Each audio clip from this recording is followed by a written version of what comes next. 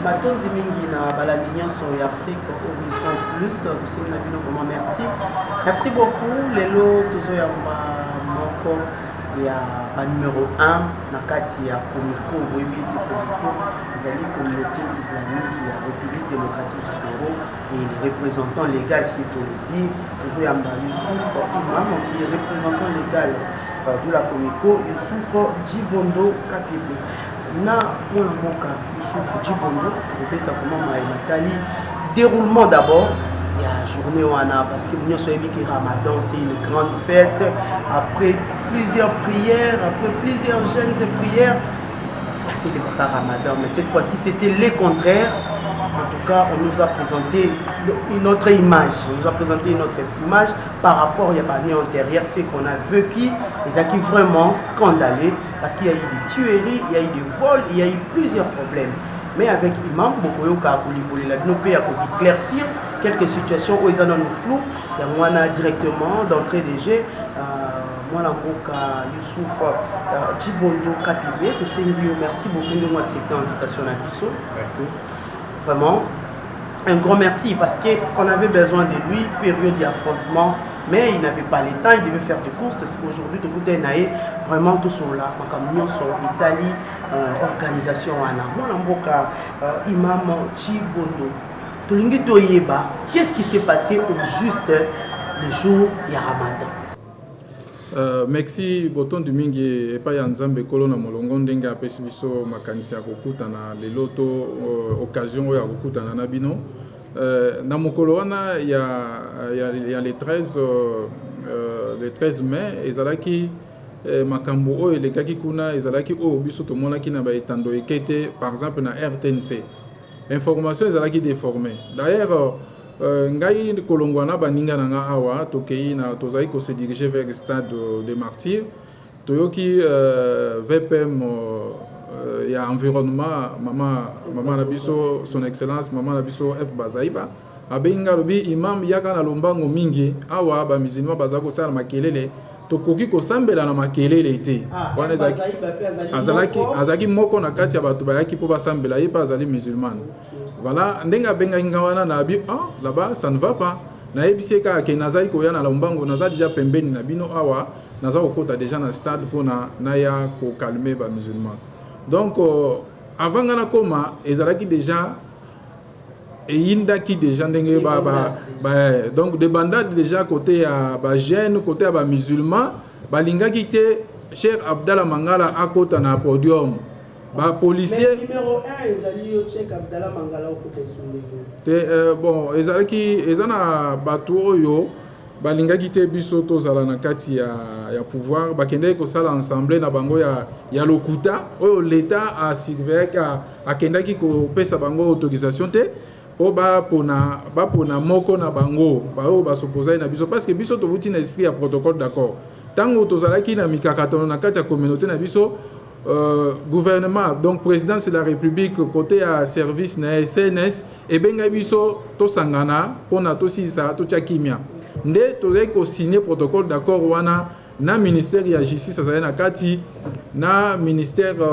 ya intérieur o nyoso bazalaki wana basalisaki biso pona to signer protocole d'accord wana pona kimia ekota na kati ya religion na biso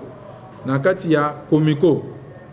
Mais si manangona bande kona biso oyo bazalaki na kaya ali mwini tangu tokomi ko sala parce que zalaki protocole lobaki nini to sala gestion collégiale wana pendant 6 mois après 6 mois ndeto kene na ensemble pour to sala réforme ya religion na bia ya communauté na biso na sima ya communauté sima nango to pona ba nouveau dirigeant pona peut-être ba bota la yo na mikili ya poto pas comprendre un peu procédure ezalandi na kati ya Komiko. Non, on procède à l'élection à suffrage universel pour un représentant légal. Il faut ndenge to sala réforme représentant légal azalaka na apasaka na suffrage universel bato ba yena ensemble bango nyonso il faut ba se prononcer pona balingi wana to balingi représentant wana te tozalaki bato misatu donc na koyi kozonga isusu mwa mokesima o excuse ngai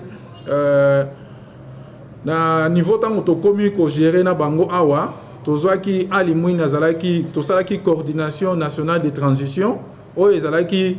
mokonzi nango ya liboso ezalaki alimuni ya mibale ezalaki Cheikh Zaidi Ngongo oyo azalaki biso na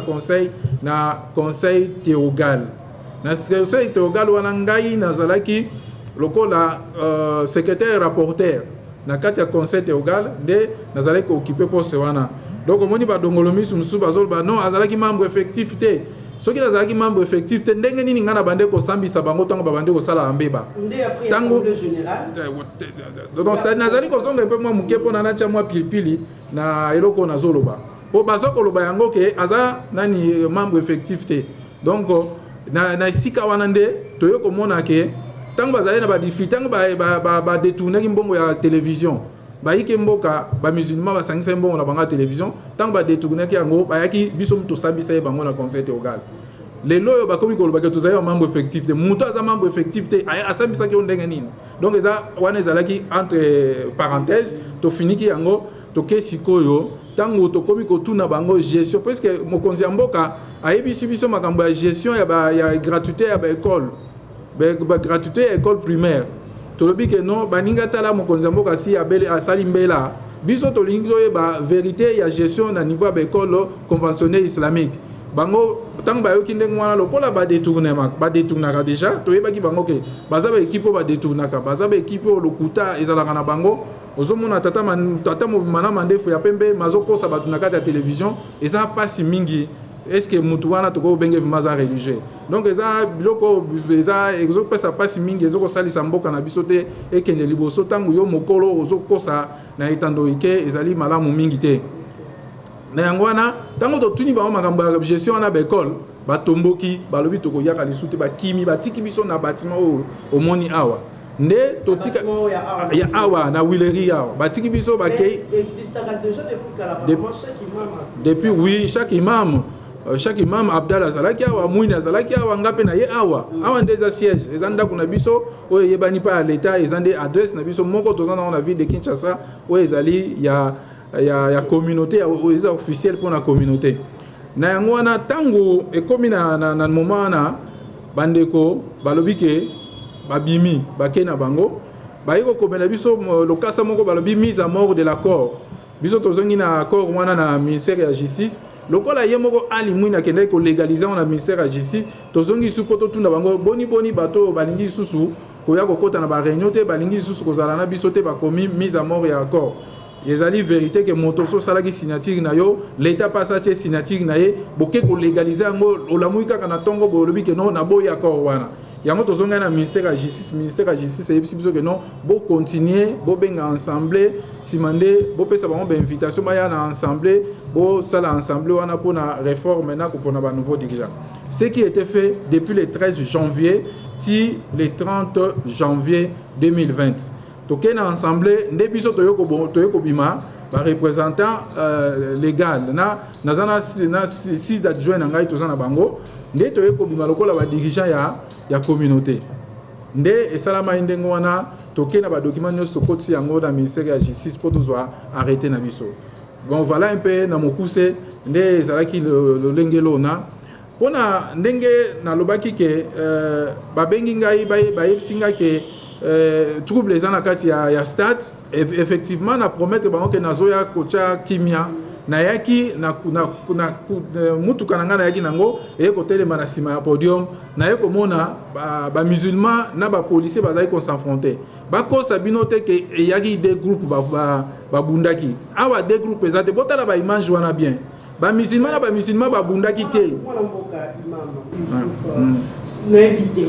bapolisier bakoti na sale bino batoye losambo bino batoye koculture eloko ya milulu ya minene wana bozalaka na yango pourquoi affrontement les amis entre bino na bapolisier n'est-ce pas que les policiers il y avait quelqu'un qui derrière bango comment affrontement et outaki na droite parce que selon le genre dans leur tête bayebi que ezali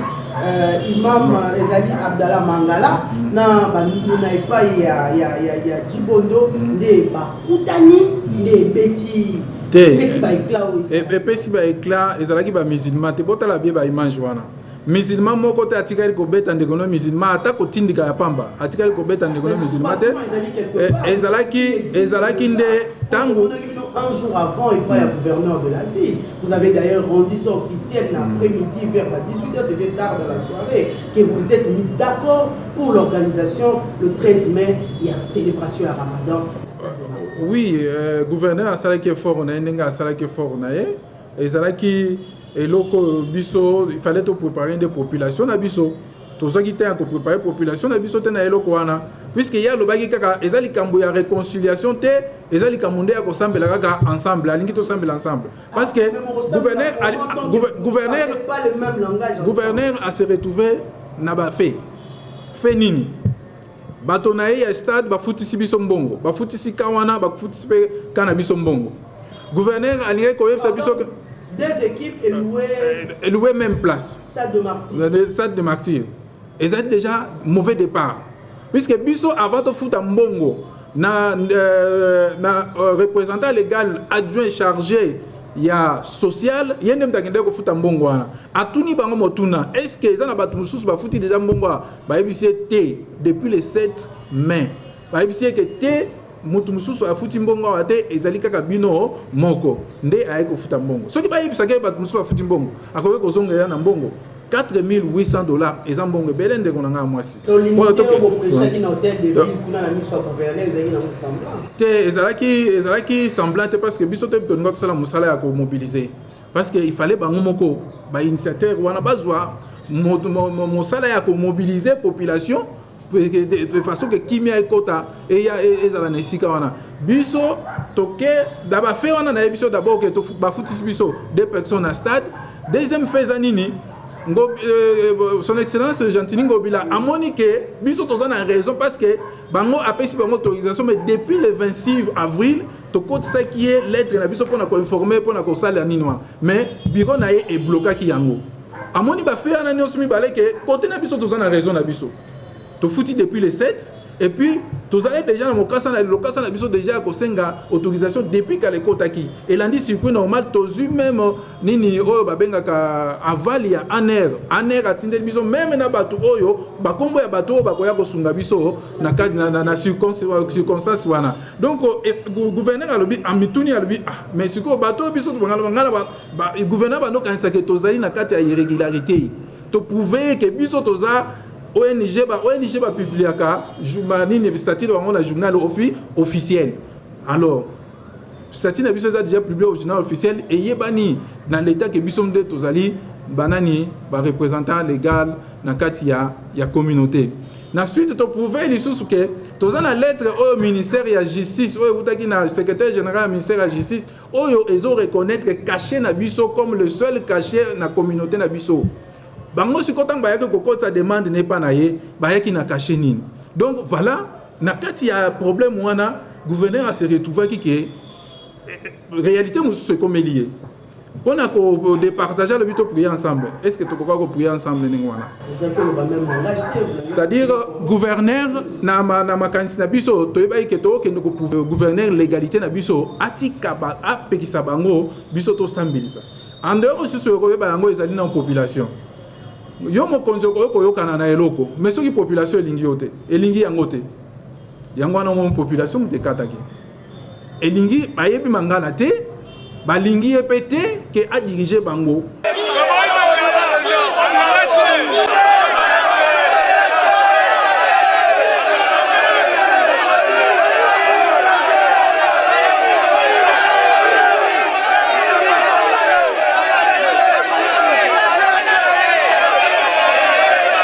yango esala que avant même bisoto ya so peut-être bisoto ya ki to bi que non peut-être to tinda ba musulman na trouble non bisoto za ki avant bisoto ya to le monde banda na biso avant bisoto ya trouble banda déjà né na yebiso que déjà ba téléphoner ki biso na nzela ki trouble za déjà non tel policier bisoto koti na stade wana policier moko azaki na sima na bisoto kaka ba protocole le gaz lacrymogène c'était peut-être pour disperser population ba ko disperser population oye ko sambela te parce que population ici bango ke tolingi mangala mata na podium te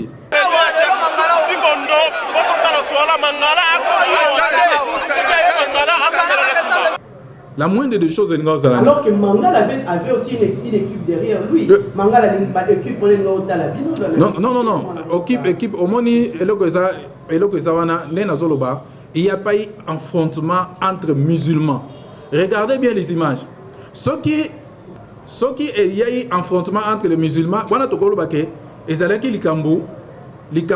y a des camps. Mais aussi longtemps que Zaï li kambo ya décanté, ils allaient des camps ya ba policiers oyo ba yaki ko accompagner Mangala na ba intérêt na ye. Ba yaki ko accompagner citoyen Mangala na ba intérêt na ye ndé et kutani sukona population oyo elingi Mangala te ndé exalaki ke mubulu wana ezala avant même bisoto ya.